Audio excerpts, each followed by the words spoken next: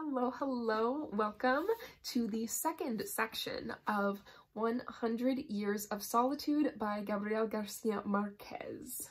If you are just joining us now for the first time, hi, I'm Julie. I read books over here on this channel, and you're joining us for the second section of this, so you might want to go back to the previous video and check that out so that you can start at the beginning and then join us here. If you're liking this one, give me a thumb and consider subscribing so you can catch the rest of the book. But I don't like long intros except for the first section, so let's just jump in. We are on page 19 and we're beginning with another part of the story. Alright, page 19. When the pirate Sir Francis Drake attacked Riohacha in the 16th century, Ursula Iguaran's great-great-grandmother became so frightened with the ringing of alarm bells and the firing of cannons that she lost control of her nerves and sat down on a lighted stove. The burns changed her into a useless wife for the rest of her days. She could only sit on one side, cushioned by pillows, and something strange must have happened to her way of walking, for she never walked again in public. She gave up all kinds of social activity, obsessed with the notion that her body gave off a singed odor. Dawn would find her in the courtyard, for she did not dare fall asleep, lest she dream of the English and their ferocious attack dogs as they came through the windows of her bedroom to submit her to shameful tortures with their red-hot irons. Her husband, an Aragonese merchant, by whom she had 2 children, spent half the value of his store on medicines and pastimes in an attempt to alleviate her terror. Finally, he sold the business and took the family to live far from the sea in a settlement of peaceful Indians located in the foothills, where he built his wife a bedroom without windows so that the pirates of her dream would have no way to get in. In that hidden village, there was a native-born tobacco planter who had lived there for some time, Don Jose Arcadio Buendia, with whom Ursula's great-great-grandfather established a partnership that was so lucrative that within a few years they made a fortune. Several centuries later, the great-great-grandson of the native-born planter married the great-great-granddaughter of the Aragonese. Therefore, every time that Ursula became exercised over her husband's mad ideas, she would leap back over 300 years of fate and curse the day that Sir Francis Drake had attacked Riohacha. It was simply a way of giving herself some relief, because actually they were joined till death by a bond that was more solid than love, a common prick of conscience. They were cousins. They had grown up together in the old village that both of their ancestors, with their work and their good habits, had transformed into one of the finest towns in the province. Although their marriage was predicted from the time they had come into the world, when they expressed their desire to be married, their own relatives tried to stop it. They were afraid that those 2 healthy products of 2 races that had interbred over the centuries would suffer the shame of breeding iguanas. There had already been a horrible precedent. An aunt of Ursula's, married to an uncle of Jose Arcadio Buendia, had a son who went through life wearing loose, baggy trousers, and who bled to death after having lived 42 years in the purest state of virginity.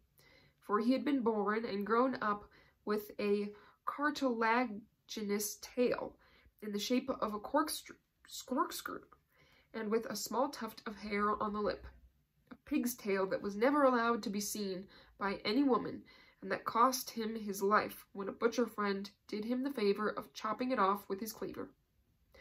Jose Arcadio Buendia, with the whimsy of his 19 years, resolved the problem with a single phrase: "I don't care if I have piglets, as long as they can talk." So they were married amidst a festival of fireworks and a brass band that went on for 3 days. They would have been happy from then on if Ursula's mother had not terrified her with all manner of sinister predictions about their offspring, even to the extreme of advising her to refuse to consummate the marriage. Fearing that her stout and willful husband, would rape her while she slept, Ursula, before going to bed, would put on a rudimentary kind of drawers that her mother had made out of sailcloth and had reinforced with a system of criss-crossed leather straps, and that was closed in the front by a thick iron buckle. That was how they lived for several months. During the day, he would take care of his fighting cocks, and she would do frame embroidery with her mother. At night, they would wrestle for several hours in an anguished violence that seemed to be a substitute for the act of love, until popular intuition got a whiff of something irregular, and the rumor spread that Ursula was still a virgin a year after her marriage because her husband was impotent. Jose Arcadio Buendia was the last one to hear the rumor. "Look at what people are going to say, Ursula," he told his wife very calmly. "Well, let them talk," she said. "We know it's not true." So the situation went on the same way for another 6 months, until that tragic Sunday when Jose Arcadio Buendia won a cockfight from Prudencio Aguiar. Furious, aroused by the blood of his bird, and the loser backed away from Jose Arcadio Buendia so that everyone in the cockpit could hear what he was going to tell him. "Congratulations," he shouted. "Maybe that rooster of yours can do your wife a favor." Jose Arcadio Buendia serenely picked up his rooster. "I'll be right back," he told everyone. And then, to Prudencio Aguiar, "You go home and get a weapon, because I'm going to kill you." 10 minutes later, he returned with the notched spear that had belonged to his grandfather. At the door to the cockpit, where half the town had gathered, Prudencio Aguiar was waiting for him. There was no time to defend himself. Jose Arcadio Buendia's spear, thrown with the strength of a bull and with the same good aim with which the first Aureliano Buendia had exterminated the jaguars in the region, pierced his throat. That night, as they held awake over the corpse in the cockpit, Jose Arcadio Buendia went into the bedroom as his wife was putting on her chastity pants. Pointing the spear at her, he ordered, "Take them off." Ursula had no doubt about her husband's decision. "You'll be responsible for what happens," she murmured. Jose Arcadio Buendia stuck the spear into the dirt floor. "If you bear iguanas, we'll raise iguanas," he said, "but there'll be no more killings in this town because of you." It was a fine June night, cool and with a moon, and they were awake and frolicking in bed until dawn, indifferent to the breeze that passed through the bedroom, loaded with the weeping of Prudencio Aguiar's kin. The matter was put down as a duel of honor, but both of them were left with a twinge in their conscience. One night, when she could not sleep, Ursula went out into the courtyard to get some water, and she saw Prudencio Aguiar by the water jar. He was livid, a sad expression on his face, trying to cover the hole in his throat with a plug made of esparto grass. It did not bring on fear in her, but pity. She went back to the room and told her husband what she had seen, but he did not think much of it. "This just means that we can't stand the weight of our conscience." 2 nights later, Ursula saw Prudencio Aguiar again in the bathroom, using the esparto plug to wash the clotted blood from his throat. On another night, she saw him strolling in the rain. Jose Arcadio Buendia, annoyed by his wife's hallucinations, went out into the courtyard armed with the spear. There was the dead man with his sad expression. "You go to hell," Jose Arcadio Buendia shouted at him. "Just as many times as you come back, I'll kill you again." Prudencio Aguiar did not go away, nor did Jose Arcadio Buendia dare throw the spear. He never slept well after that. He was tormented by the immense desolation with which the dead man had looked at him through the rain. His deep nostalgia as he yearned for living people, the anxiety with which he searched through the house looking for some water with which to soak his esparto plug. "He must be suffering a great deal," he said to Ursula. "You can see that he's so very lonely." She was so moved that the next time she saw the dead man uncovering the pots on the stove, she understood what he was looking for, and from then on she placed water jugs all about the house. One night, when he found him washing his wound in his own room, Jose Arcadio Buendia could no longer resist. "It's all right, Prudencio," he told him. "We're going to leave this town, just as far away as we can go, and we'll never come back. Go in peace now." That was how they undertook the crossing of the mountains. Several friends of José Arcadio Buendía, young men like him, excited by the adventure, dismantled their houses and packed up, along with their wives and children, to head toward the land that no one had promised them. Before he left, José Arcadio Buendía buried the spear in the courtyard, and one after the other, he cut the throats of his magnificent fighting cocks, trusting that in that way he could give some measure of peace to Prudencio Aguiar. All that Ursula took along were a trunk with her bridal clothes, a few household utensils, and a small chest with the gold pieces that she had inherited from her father. They did not lay out any definite itinerary. They simply tried to go in a direction opposite to the road to Riohacha, so that they would not leave any trace or meet any people they knew. It was an absurd journey. After 14 months, her stomach, corrupted by monkey meat and steak stew, Ursula gave birth to a son who had all of his features human.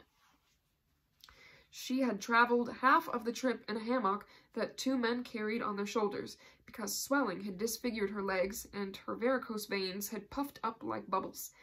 Although it was painful to see them with their sunken stomachs and languid eyes, the children survived the journey better than their parents, and most of the time it was fun for them.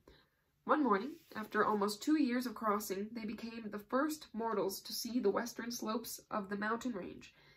From the cloudy summit, they saw the immense aquatic expanse of the great swamp as it spread out toward the other side of the world. But they never found the sea. One night, after several months of lost wandering through the swamps, far away now from the last Indians they had met on their way, they camped on the banks of a stony river whose waters were like a torrent of frozen glass.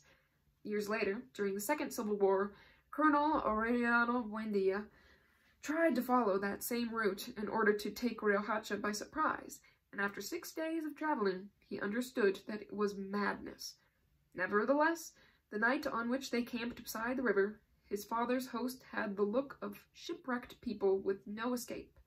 But their number had grown during the crossing, and they were all prepared, and they succeeded, to die of old age.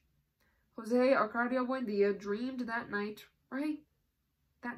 right there, a noisy city with houses having mirror walls rose up. He asked what city it was, and they answered him with a name that he had never heard, that had no meaning at all, but that had a supernatural echo in his dream. Macondo. On the following day, he convinced his men that they would never find the sea. He ordered them to cut down the trees to make a clearing beside the river, at the coolest spot on the bank, and there they founded the village. José Arcadio Buendía did not succeed in deciphering the dream of houses with mirror walls until the day he discovered ice. Then he thought he understood its deep meaning. He thought that in the near future they would be able to manufacture blocks of ice on a large scale from such a common material as water, and with them build the new houses of the village. Macondo would no longer be a burning place, where the hinges and door knockers twisted with the heat, but would be changed into a wintry city. If he did not persevere in his attempts to build an ice factory, it was because at that time he was absolutely enthusiastic over the education of his sons, especially that of Aureliano, who from the first had revealed a strange intuition for alchemy. The laboratory had been dusted off, reviewing Melquiades's notes, serene now, without the exaltation of novelty. In prolonged, impatient sessions, they tried to separate Ursula's gold from the debris that was stuck to the bottom of the pan. Young José Arcadio scarcely took part in the process. While his father was involved body and soul with his water pipe, the willful firstborn, who had always been too big for his age, had become a monumental adolescent. His voice had changed. An incipient fuzz appeared on his upper lip. One night, as Ursula went into the room where he was undressing to go to bed, she felt a mingled sense of shame and pity. He was the first man that she had seen naked after her husband, and he was so well equipped for life that he seemed abnormal. Ursula, pregnant for the 3rd time, relieved her newlywed terror. Around that time, a merry, foul-mouthed, provocative woman came to the house to help with the chores, and she knew how to read the future in cards. Ursula spoke to her about her son. She thought that his disproportionate size was something as unnatural as her cousin's tail of a pig. The woman let out an expansive laugh that resounded through the house like spray of broken glass. "Just the opposite," she said. "He'll be very lucky." In order to confirm her prediction, she brought her cards to the house a few days later and locked herself up with Jose Arcadio in a granary off the kitchen. She calmly placed her cards on an old carpenter's bench, saying anything that came into her head, while the boy waited beside her, more bored than intrigued. Suddenly, she reached out her hand and touched him. "Lordy," she said, sincerely startled, and that was all she could say. Jose Arcadio felt his bones filling up with foam, a languid fear, and a terrible desire to weep. The woman made no insinuations, but Jose Arcadio kept looking for her all night long, for the smell of smoke that she had under her armpits and that had got caught under his skin. He wanted to be with her all the time. He wanted her to be his mother, for them never to leave the granary, and for her to say "Lordy" to him. One day he could not stand it any more and went looking for her at her house. He made a formal visit, sitting uncomprehendingly in the living room without saying a word. At that moment, he had no desire for her. He found her different, entirely foreign to the image that her smell brought on, as if she were someone else. He drank his coffee and left the house in depression. That night, during the frightful time of lying awake, he desired her again with a brutal anxiety, but he did not want her that time as she had been in the granary, but as she had been that afternoon. Days later, the woman suddenly called him to her house, where she was alone with her mother, and she had him come into the bedroom with the pretext of showing him a deck of cards. Then she touched him with such freedom that he suffered a delusion after the initial shudder, and he felt more fear than pleasure. She asked him to come and see her that night. He agreed, in order to get away, knowing that he was incapable of going. But that night, in his burning bed, he understood that he had to go see her, even if he were not capable. He got dressed by feel, listening in the dark to his brother's calm breathing, the dry cough of his father in the next room, the asthma of the hens in the courtyard, the buzz of the mosquitoes, the beating of his heart, and the inordinate bustle of a world that he had not noticed until then, and he went out into the sleeping street. With all his heart, he wanted the door to be barred and not just closed, as she had promised him. But it was open. He pushed it with the tips of his fingers, and the hinges yielded with a mournful and articulate moan that left a frozen echo inside of him. From the moment he entered sideways, and trying not to make a noise, he caught the smell. He was still in the hallway, where the woman's 3 brothers had their hammocks in positions that he could not see, and that he could not determine in the darkness as he felt his way along the hallway to push open the bedroom door and get his bearings there so as not to mistake the bed. He found it. He bumped against the ropes of the hammocks, which were lower than he had suspected, and a man who had been snoring until then turned in his sleep and said in a kind of delusion, "It was Wednesday." When he pushed open the bedroom door, he could not prevent it from scraping against the uneven floor. Suddenly, in the absolute darkness, he understood with a hopeless nostalgia that he was completely disoriented. Sleeping in the narrow room were the mother, another daughter with her husband and 2 children, and the woman, who may not have been there. He could have guided himself by the smell, if the smell had not been all over the house, so devious and at the same time so definite as it had always been on his skin. He did not move for a long time, wondering in fright how he had ever got to that abyss of abandonment, when a hand with all his fingers extended and feeling about in the darkness touched his face. He was not surprised, for without knowing, he had been expecting it. Then he gave himself over to that hand, and in a terrible state of exhaustion, he let himself be led to a shapeless place where his clothes were taken off, and he was heaved about like a sack of potatoes and thrown from one side to the other in a bottomless darkness in which his arms were useless, where it no longer smelled of woman but of ammonia, and where he tried to remember her face and found before him the face of Ursula, confusedly aware that he was doing something that for a very long time he had wanted to do, but that he had imagined could never really be done.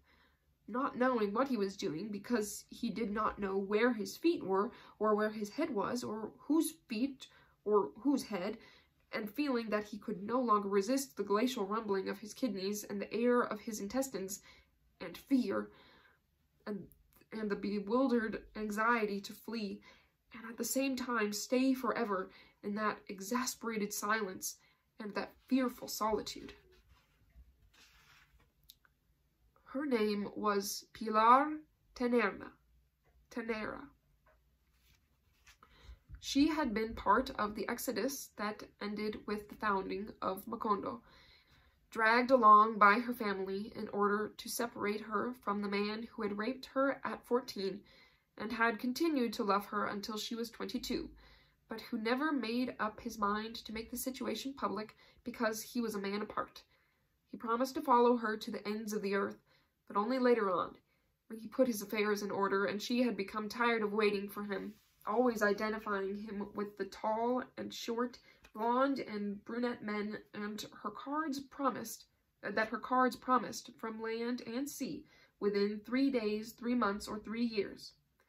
With her waiting, she had lost the strength of her thighs, the firmness of her breasts, her habit of tenderness, but she kept the madness of her heart intact. Maddened by that prodigious plaything, Jose Arcadio followed her path every night through the labyrinth of the room. On a certain occasion, he found the door barred, and he knocked several times, knowing that if he had the boldness to knock the first time, he would have to knock until the last, and after an interminable wait, she opened the door for him. During the day, lying down to dream, he would secretly enjoy the memories of the night before, but when she came into the house, merry, indifferent, chatty, he did not have to make any effort to hide his tension, because that woman, whose explosive laugh frightened off the doves, had nothing to do with the invisible power that taught him how to breathe from within and control his heartbeats, and that had permitted him to understand why men are afraid of death. He was so wrapped up in himself that he did not even understand the joy of everyone when his father and his brother aroused the household with the news that they had succeeded in penetrating the metallic debris and had separated Ursula's gold. They had succeeded, as a matter of fact, after putting in complicated and persevering days at it. Ursula was happy, and she even gave thanks to God for the invention of alchemy, while the people of the village crushed into the laboratory, and they served them guava jelly on crackers to celebrate the wonder, and Jose Arcadio Buendia let them see the crucible with the recovered gold, as if he had just invented it. Showing it all around, he ended up in front of his older son, who during the past few days had barely put in an appearance in the laboratory. He put the dry and yellowish mass in front of his eyes and asked him, "What does it look like to you?" Jose Arcadio answered him sincerely, "Dog shit." His father gave him a blow with the back of his hand that brought out blood and tears. That night, Pilar Ternera put arnica compresses on the swelling, feeling about for the bottle and cotton in the dark, and she did everything she wanted with him as long as it did not bother him, making an effort to love him without hurting him. They reached such a state of intimacy that later, without realizing it, they were whispering to each other. "I want to be alone with you," he said. "One of these days I'm going to tell everybody, and we can stop all of this sneaking around." She did not try to calm him down. "That would be fine," she said. "If we are alone, we'll leave the lamp lighted so that we can see each other, and I can holler as much as I want without anybody having to butt in, and you can whisper in my ear any crap you can think of." That conversation, the biting rancor that he felt against his father, and the imminent possibility of wild love inspired a serene courage in him. In a spontaneous way, without any preparation, he told everything to his brother. At first, young Aureliano understood only the risk, the immense possibility of danger that his brother's adventures implied, and he could not understand the fascination of the object. Little by little, he became contaminated with the anxiety. He worried about the details of the dangers. He identified himself with the suffering and enjoyment of his brother. He felt frightened and happy. He would stay awake waiting for him until dawn in the solitary bed that seemed to have a bottom of live coals, and they would keep on talking until it was time to get up, so that both of them soon suffered from the same drowsiness, felt the same lack of interest in alchemy and the wisdom of their father, and they took refuge in solitude. Excuse me. "Those kids are out of their heads," Ursula said. "They must have worms." She prepared a repugnant potion for them made out of mashed worm seed, which they both drank with unforeseen stoicism, and they sat down at the same time on their pots 11 times in a single day, expelling some rose-colored parasites that they showed to everyone with great jubilation, for it allowed them to deceive Ursula as to the origin of their distractions and drowsiness. Aureliano not only understood by them then, he also lived his brother's experiences as something of his own, for on one occasion, when the latter was explaining in great detail the mechanisms of love, he interrupted him to ask, "What does it feel like?" Jose Arcadio gave an immediate reply. "It's like an earthquake." One January Thursday, at 2 o'clock in the morning, Amaranta was born. Before anyone came into the room, Ursula examined her carefully. She was light and watery, like a newt, but all of her parts were human.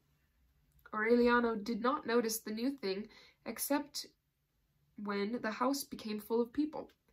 Protected by the confusion, he went off in search of his brother, who had not been in bed since 11 o'clock, and it was such an impulsive decision that he did not even have time to ask himself how he could get him out of Pilar Ternera's bedroom.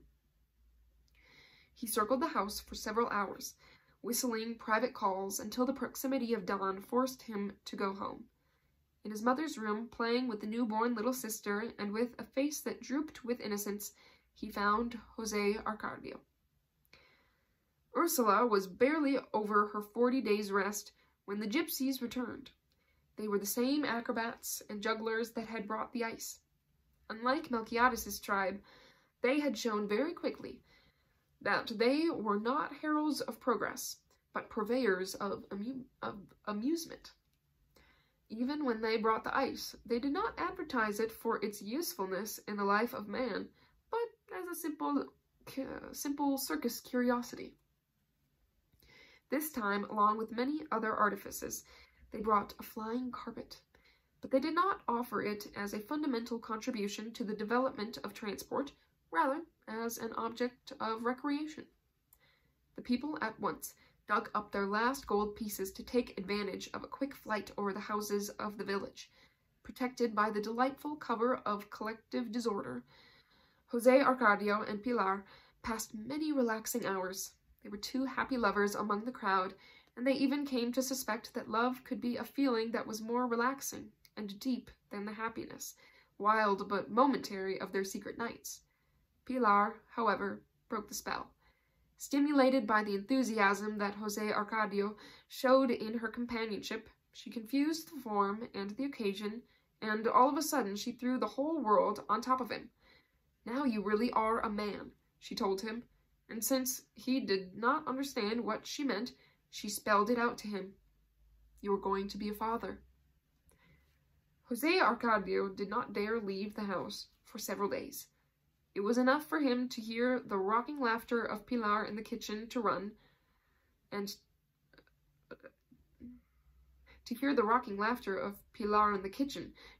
take refuge in the laboratory, where the artifacts of alchemy had come alive again, with Ursula's blessing. José Arcadio Buendía received his errant son with joy and initiated him in the search for the Philosopher's Stone, which he had finally undertaken. One afternoon, the boys grew enthusiastic over the flying carpet that went swiftly by the laboratory at window level, carrying the gypsy who was driving it, and several children from the village who were merrily waving their hands. But José Arcadio Buendía did not even look at it. "Let them dream," he said. "We'll do better than flying. We'll do better flying than they are doing, and with more scientific resources than a miserable bedspread." In spite of his feigned interest, José Arcadio never understood the power of the philosopher's egg, which to him looked like a poorly blown bottle. He did not succeed in escaping from his worries. He lost his appetite, and he could not sleep. He fell into an ill humor at the same time as his father's over the failure of his undertakings, and such was his upset that José Arcadio Buendía himself relieved him of his duties in the laboratory, thinking he had taken alchemy too much to heart. Aureliano, of course, understood that his brother's affliction did not have its source in the search for the Philosopher's Stone, but he could not get into his confidence. He had lost his former spontaneity. From an accomplice and a communicative person, he had become withdrawn and hostile, anxious for solitude, bitten by a virulent rancor against the world. One night he left his bed as usual, but he did not go to Pilar Ternera's house, but to mingle in the tumult of the fair. After wandering about among all kinds of contraptions without becoming interested in any of them, he spotted something that was not part of it at all. A very young gypsy girl, almost a child, who was weighed down by beads and was the most beautiful woman that José Arcadio had ever seen in his life. She was in the crowd that was witnessing the sad spectacle of the man who had been turned into a snake for having disobeyed his parents. José Arcadio paid no attention. While the sad interrogation of the snake man was taking place, he made his way through the crowd up to the first row where the gypsy girl was, and he stopped behind her. He pressed against her back. The girl tried to separate herself, but José Arcadio pressed more strongly against her back. Then she felt him. She remained motionless against him, trembling with surprise and fear, unable to believe the evidence, and finally she turned her head and looked at him with a tremulous smile. At that instant, two gypsies put the snake man into the cage and carried him into the tent. The gypsy who was conducting the show announced, "And now, ladies and gentlemen, we are going to show the terrible test of the woman who must have her head chopped off every night at this time for 150 years as punishment for having seen what she should not have seen." José Arcadio and the gypsy girl did not witness the decapitation. They went to her tent, where they kissed each other with a desperate anxiety while they took off their clothes. The gypsy girl removed the starch lace corsets she had on, and there she was, changed into practically nothing. She was a languid little frog, with incipient breasts and legs so thin that they did not even match the size of José Arcadio's arms, but she had a decision and a warmth that compensated for her fragility. Nevertheless, José Arcadio could not respond to her because they were in a kind of public tent where the gypsies passed through with their circus things and did their business, and would even tarry by the bed for a game of dice. The lamp hanging from the center pole lighted the whole place up. During a pause in the caresses, José Arcadio stretched out naked on the bed without knowing what to do, while the girl tried to inspire him. A gypsy woman with splendid flesh came in a short time after, accompanied by a man who was not of the caravan, but who was not from the village either, and they both began to undress in front of the bed. Without meaning to, the woman looked at José Arcadio and examined his magnificent animal in repose with a kind of pathetic fervor.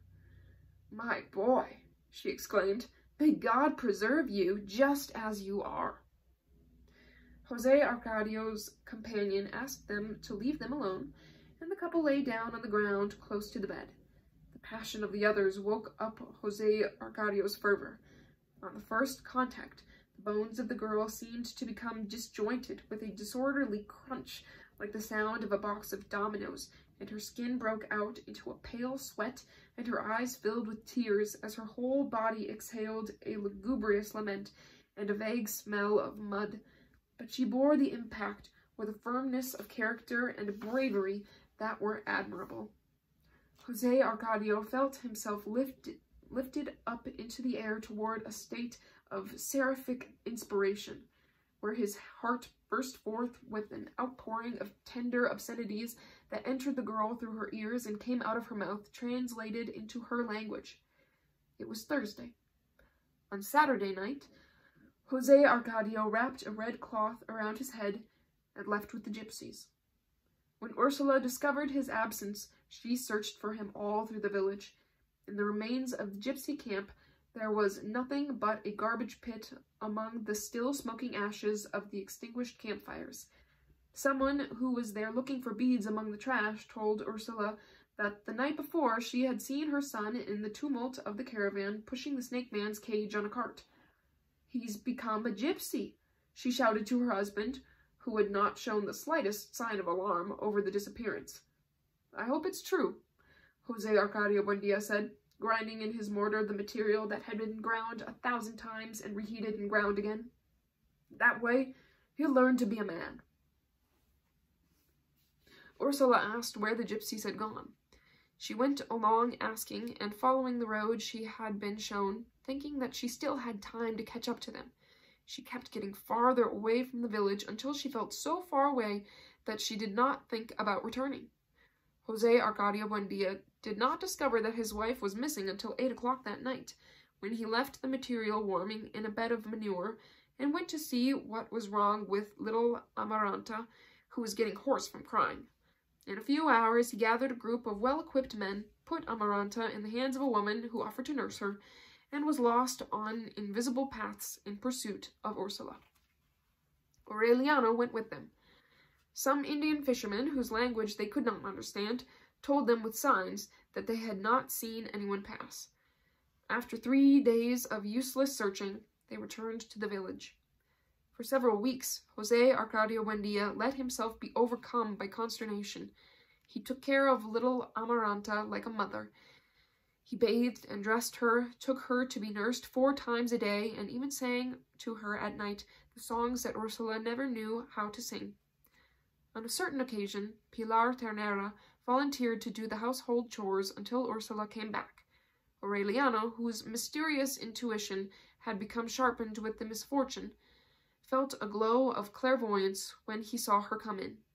Then he knew that in some inexplicable way she was to blame for his brother's flight and the consequent disappearance of his mother, and he harassed her with a silent and implacable hostility in such a way that the woman did not return to the house. Time put things in their place.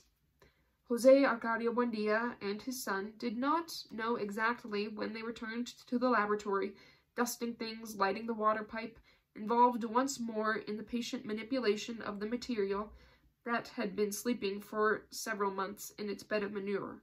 Even Amaranta, lying in a wicker basket, observed with curiosity the absorbing work of her father and her brother in the small room where the air was rarefied by mercury vapors. On a certain occasion, months after Ursula's departure, strange things began to happen. An empty flask that had been forgotten in a cupboard for a long time became so heavy that it could not be moved. A pan of water on the work table boiled without any fire under it for a half-hour until it completely evaporated. Jose Arcadio Buendia and his son observed those phenomena with startled excitement, unable to explain them but interpreting them as predictions of the material. One day, Amaranta's basket began to move by itself and made a complete turn about the room, to the consternation of Aureliano, who hurried to stop it. But his father did not get upset. He put the basket in its place and tied it to the leg of a table, convinced that the long-awaited event was imminent. It was on that occasion that Aureliano heard him say, "If you don't fear God, fear him through the metals." Suddenly, almost 5 months after her disappearance, Ursula came back. She arrived, exalted, rejuvenated, with new clothes in a style that was unknown in the village. Jose Arcadia Buendia could barely stand up under the impact. "That was it!" he shouted. "I knew it was going to happen." And he really believed it, for during his prolonged imprisonment, as he manipulated the material, he begged in the depth of his heart that the longed-for miracle should not be the discovery of the philosopher's stone, or the freeing of the breath that makes metals live, or the faculty to convert the hinges and the locks of the house into gold, but what had just happened, Ursula's return. But she did not share his excitement. She gave him a conventional kiss, as if she had been away only an hour, and she told him, "Look out the door." Jose Arcadia Buendia took a long time to get out of his perplexity when he went out into the street and saw the crowd. They were not gypsies. They were men and women like them, with straight hair and dark skin, who spoke the same language and complained of the same pains. They had mules loaded down with things to eat, ox carts with furniture and domestic utensils, pure and simple earthly accessories put on sale without any fuss by peddlers of everyday reality. They came from the other side of the swamp, only 2 days away, where there were towns that received mail every month in the year, and where they were familiar with the implements of good living. Ursula had not caught up with the gypsies, but she had found the route that her husband had been unable to discover in his frustrated search for the great inventions. And that is the end of this chapter. I think we will stop there. We could go a little longer, but it's a good place to stop. And so I will catch you next time on page 37 with the next section. Hope you're enjoying. See you next time. Bye.